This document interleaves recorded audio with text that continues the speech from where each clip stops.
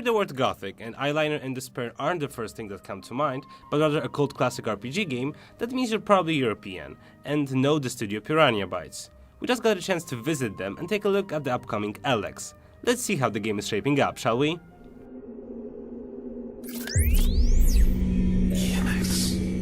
Elex is something of a fresh start for the studio, with a new universe, but with the similar ideas as seen in the studio's Gothic and Risen series. The game is an interesting mix of post-apo, science fiction, and fantasy. All of those are bound together by the titular element, Elex. In the game world, it was Elex that destroyed the planet when it came crashing down from the skies with a meteorite. Decades later, people have rebuilt, but Elex became a matter of dispute, which sparked conflict we will witness in the game. In Elex, we'll simultaneously come across dinosaurs, magic users, and even mechs. The traditional fraction system, as seen in previous games from Piranha, is represented here by different ideologies tied to Elex. Our enemy is the Alp faction, a military group which, by using Elex, sacrifices humanity and is now terrorizing others. Facing the Alps, we'll be able to join several groups, such as for example the nature-loving berserkers, who despise technology. Instead, they use Elex to convert it to mana, thus being able to use magic. Apart from berserkers, we'll also come across clerics, who are more in between. They do not consume Elex, but are okay with technology, and use the dangerous element to create plasma rifles and machines. The last group are bandits, which one will call outsiders to the Elex-related conflict, as they look more like characters from the Mad Max series, equipped with flamethrowers, and just like the Alps, taking advantage of the Elex consumption. What's more, we won't have to pick a group to join until at least 10 hours into the game, as the initial stages will focus on introducing us to the groups. The game will take a few dozen hours to complete and offer alternative endings, and those won't just end in a cutscene, as our choices and the consequences of the path we took will be visible in the endgame.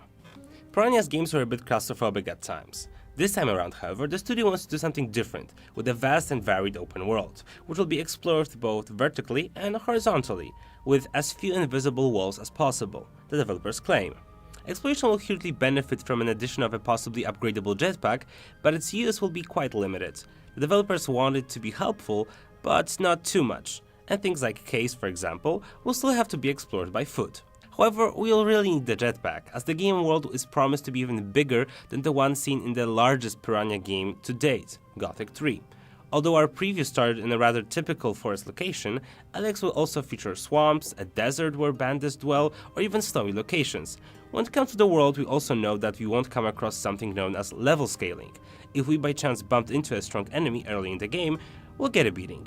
We also know that there won't be any additional loading screens once we start the game. Unlike Risen and Gothic, Elex will rely more heavily on environmental narration, with more audio logs, notes, and letters.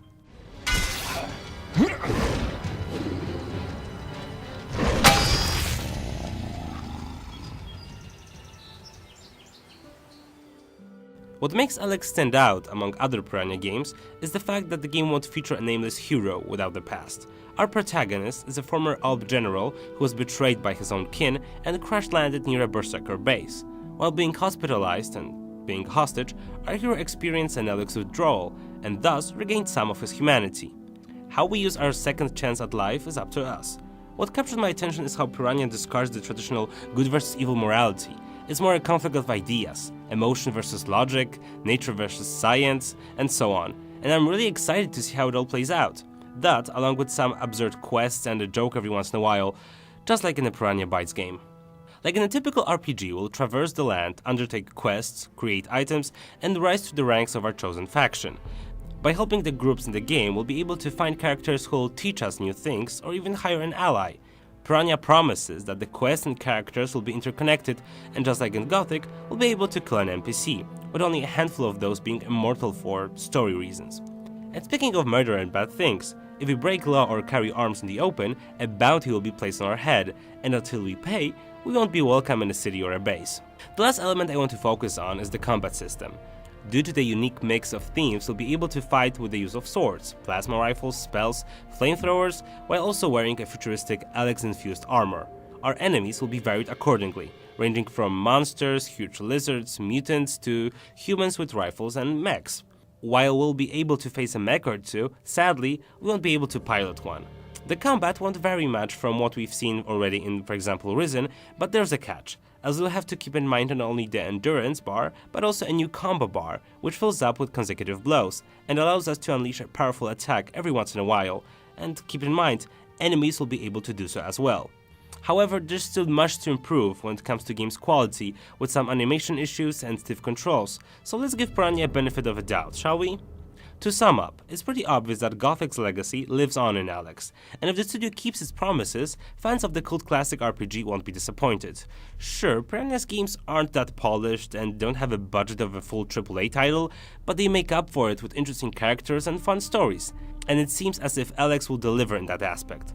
Let's just hope that the final product is as addictive as the Elex itself.